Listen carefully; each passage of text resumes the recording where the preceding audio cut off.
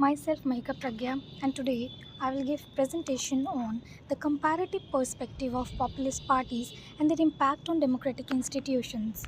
So, in this PPT, we will try to understand populism, rise of populism, their challenges, and the threats it poses to the institutions. For example, tension with liberal democratic norms, media, judiciary, as well as opposition. And the objective of all this is to explore how populist movements shape, weaken, or transform democratic institutions. Moving on to the next slide, what is populism? First, we will try to understand populism. So, populism is best defined as a thin centered ideology that divides society into pure people versus corrupt elite, as it was defined by the Mude.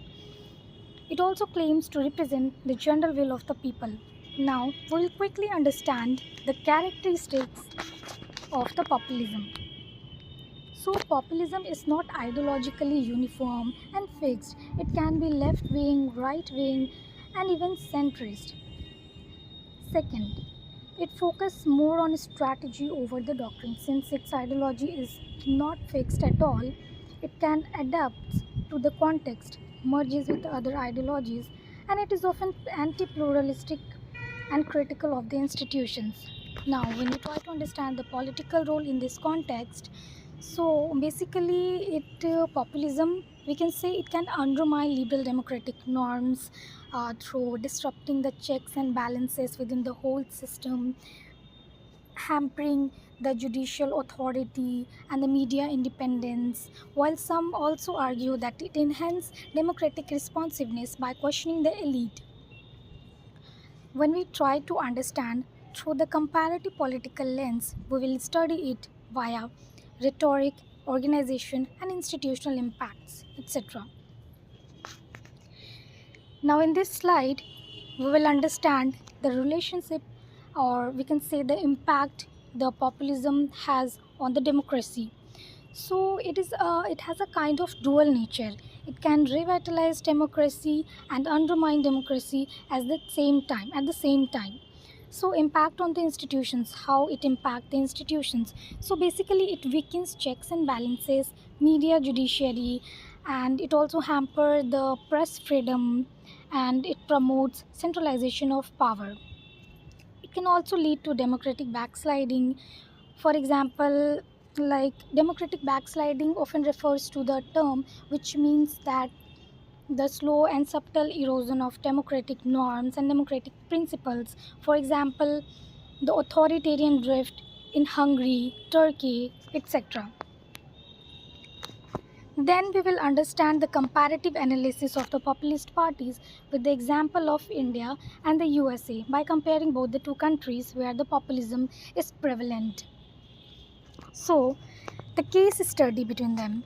India under the Modi BJP Bharatiya Janata Party has adopted nationalist populism, blending it with anti-elite rhetoric, while on the other hand, USA under the Trump in Republican Party has supported nationalist, anti-immigrant and anti-global discourse.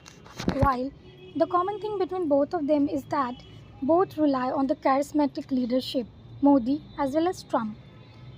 Now, the role of media on institutional strategies. So, it has been observed that most of the populist leaders have been directly engaged in the mass communication via social media and the use of partisan media for the support and narrative control. It often leads weakening the checks and balances, and also executive dominance is seen in both the cases. Now, the party structure and electoral strategy. BJP on one hand has a strong grassroots support from the RSS organized cadre, while the Trump has a stemmed success more from his personal charismatic leadership. So, in both the cases, leader focused on the centralization and limited the internal dissent. Lastly, we will understand the democratic impact, as we have already discussed, that it contributes to undermining the press freedom, judicial independence, as well as ignoring and neglecting the minority rights. Now, summing up all these, we can say that both the cases show how populism can stress democratic institutions through personalization of power, media manipulation, and undermining institutional autonomy. There must be reform which should focus on institutional safeguards, media independence, and increase the civic participation. And last but not the least, vigilance is the most essential thing to protect democratic values. And thank you.